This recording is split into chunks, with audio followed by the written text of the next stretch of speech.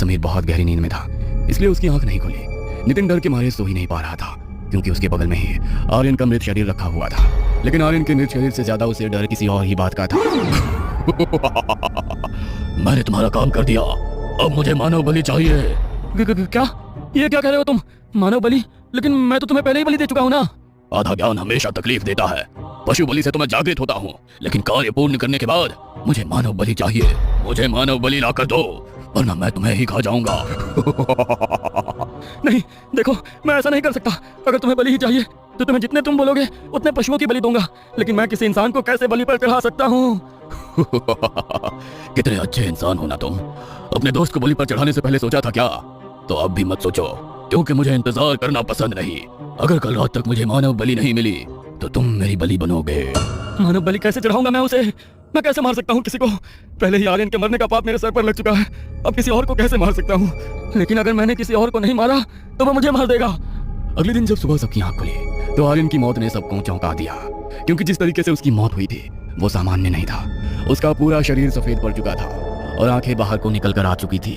ऐसा कैसे हो सकता है? ये कोई सामान्य मौत नहीं है, कुछ तो बहुत अजीब हुआ है आर्यन के साथ। वरना ऐसे कैसे हो सकता है कि किसी के मरने पर उसका पूरा शरीर ऐसे सफेद पड़ जाए और आंखें बाहर को निकल कर आ जाए? समझ तो मैं भी नहीं पा रहा कि इसके साथ ये हुआ कैसे, क्योंकि ये सब बेताल का किया हुआ है। लेकिन बेताल को जब तक कोई जागृत ना करे तब तक बेताल यहाँ पर किसी को नुकसान नहीं पहुँचाता। कहीं इसकी किसी के साथ कोई दुश्मनी तो नहीं थी ना? कहीं तुम्हारा दिमाग तो खराब नहीं हो गया है? कुछ भी बोले जा रहे हो। एक तो यहाँ हमारा दोस्त चल बसा और तुम फालतू की बकवास कर रहे हो।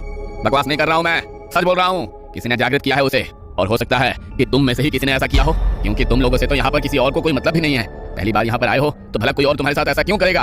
तुम में से ही कोई है जो इस सब का जिम्मेदार है। बंद करो तुम अपनी बकवास। हम में से कोई ऐसा क्यों करेगा? अरे हमने अपने दोस्त खोया है और भला हम खुद अपने दोस्त के साथ ऐसा क्यों करेंगे? तुम प्लीज अभी चले जाओ यहाँ से। समीर ने गार्ड को वहाँ से भेज दिया। आर्यन के परिवार में पहले बस उसकी एक बूढ़ी दादी थी, जो भी कुछ समय पहले चल बसी थी, इसलिए आर्यन के परिवार में उसका अंतिम संस्कार करने वाला कोई नहीं था। तो उसके दोस्त ने ही वहाँ पर उसका अंतिम संस्कार कर दिया। क्या सोच कर आए थे हम लोग यहाँ पर, और क्या हो गया? अपने दोस्त को खो दिया हम लोगों ने। अब हम यहाँ पर एक सेकंड भी नहीं रुकेंगे, हम अभी के अभी यहाँ से चले जाएंगे। हाँ, मुझे भी यहाँ रुकना अब खतरे से खाली नहीं लग रहा। जब आर्यन के साथ ऐसा हो सकता है तो हमारे साथ भी कुछ भी हो सकता है। अगर ये लोग अभी यहाँ से निकल गए तो मैं बेताल को रात को बलि कैसे चढ़ाऊंगा? और अगर मैंने उसे बलि नहीं चढ़ाई तो वो मुझे मार देगा। नितिन, तुम गाड़ी निकालो, तब तक हम लोग सामान लेकर आते हैं। अच्छा ठीक है, मैं गाड़ी निकालता हूँ। नितिन गाड़ी लेकर आने की एक्टिंग करने लगा। उसके दोस्त सामान लेकर नीचे आ गए थे। वो थोड़ी देर बाद आया और बोला, आज आगे की तरफ बहुत ज्यादा बर्फबारी हुई है, तो पुलिस ने नाकाबंदी कर दी है। हम आज यहाँ से नहीं जा सकते, 1-2 दिन बाद ही जाना पड़ेगा। क्या? लेकिन अगर आज रात हम लोग यहाँ पर रुके और हम में से किसी को कुछ हो गया तो?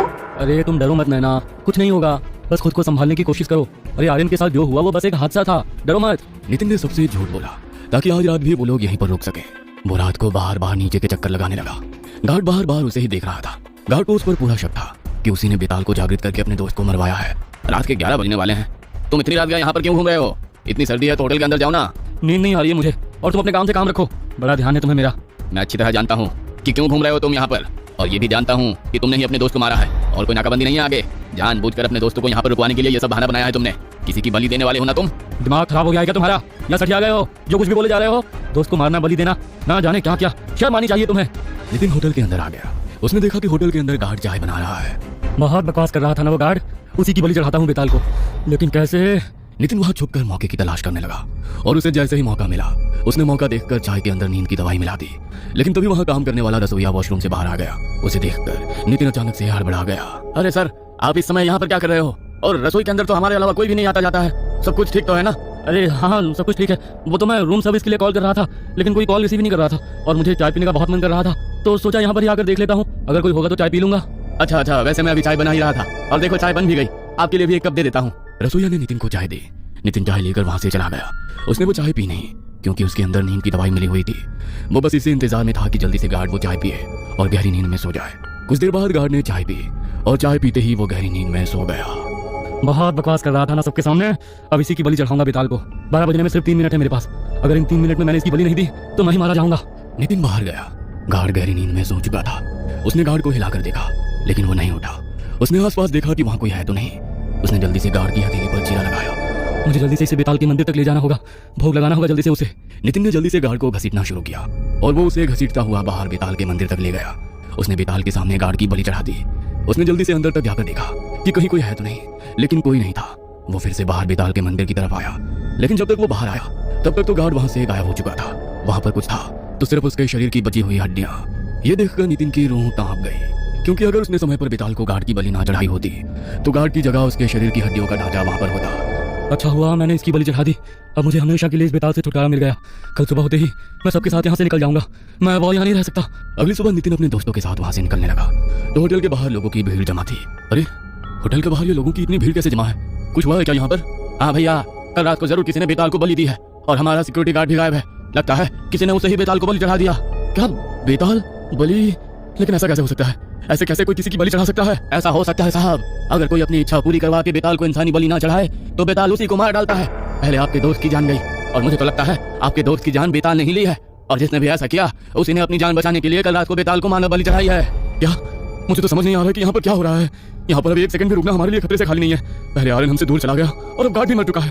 हमें अभी के अभी यहाँ से निकल जाना चाहिए। हाँ, हम सब चलते हैं, मैं गाड़ी लेकर आता हूँ। नितिन जल्दी से गाड़ी लेकर आया और अपने दोस्तों के साथ वहां से निकल गया। पूरे रास्ते वो लोग इसी बारे में बात करते रहे, लेकिन कोई ये नहीं जानता था कि इस सबके पीछे उनके अपने ही दोस्त का हाथ है। पता नहीं कौन है वो जिसने बेताल को ये बलियां चढ़ाई है। जिसने भी ये किया है ना, उसे इसकी सजा तो जरूर मिलेगी। हमारे आर्यन को हमसे छीन लिया उसने। पूरे रास्ते भर नितिन ने किसी से बात नहीं की। वो अपने घर पहुंचा तो उसने चैन की सांस ली। अब उसे बेताल से मुक्ति मिल गई है। लेकिन रात के जैसे ही 12 बजे तो वैसे ही उसे अपना शरीर फिर से भारी लगना महसूस हो गया। ये क्या हो रहा है? मेरा शरीर फिर से इतना भारी कैसे हो रहा है?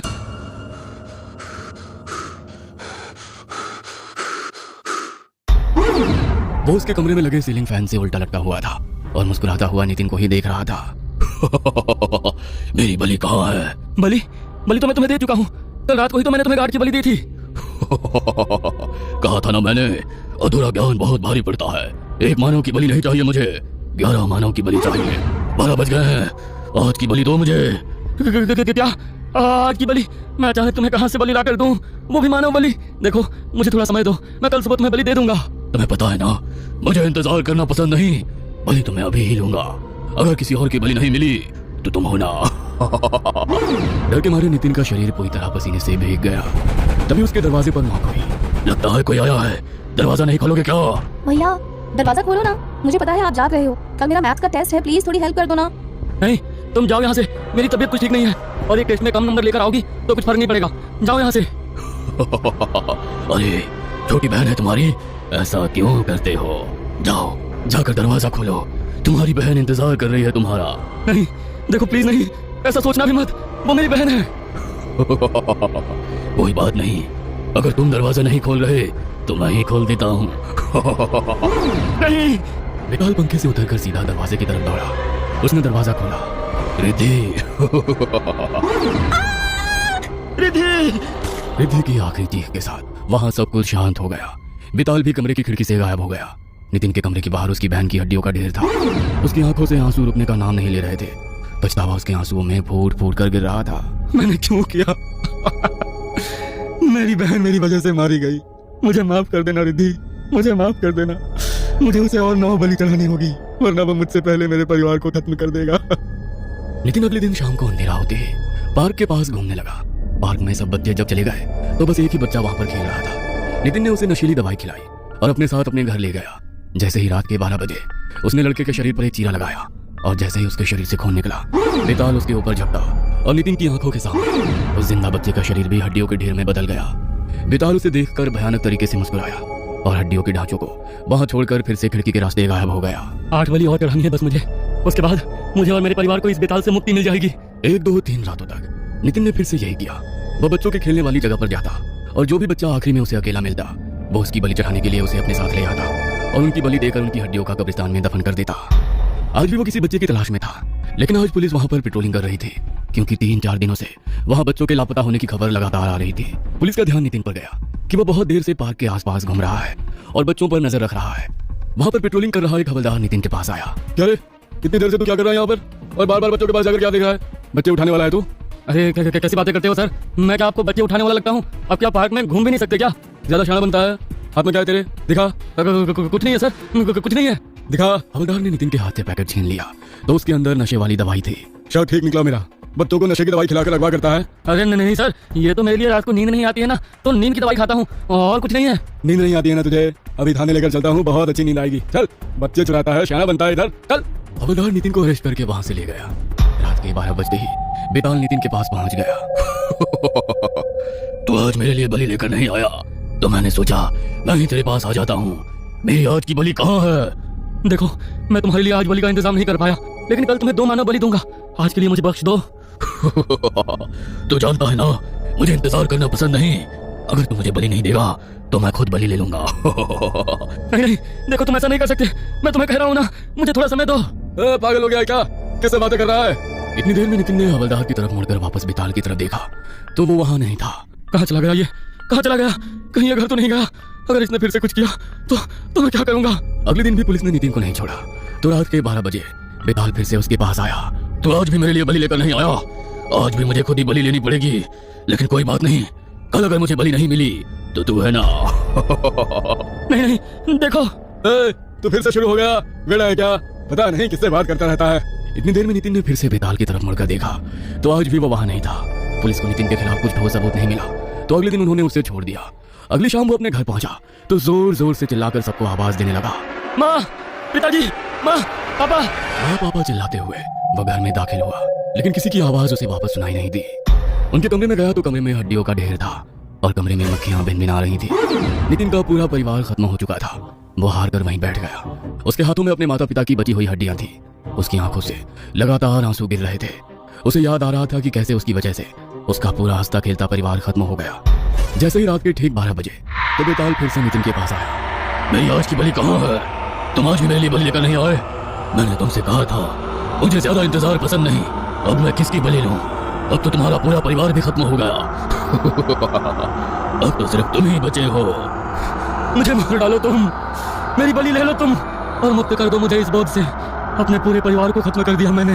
मुझे जीने का कोई हक नहीं, कोई हक नहीं। बेताल नितिन पर टूट पड़ा और कुछ देर बाद नितिन की आखिरी चीखों के साथ सब कुछ शांत हो गया और उसके पूरे घर में कुछ बचा तो बचा सिर्फ उसके पूरे परिवार की हड्डियों का ढेर। ये कहानी आपको अच्छी लगी हो तो हमें सब्सक्राइब करें, हमारा इंस्टाग्राम और फेसबुक पेज जरूर फॉलो करें। और हाँ दोस्तों, सब्सक्राइब करना भूलना मत।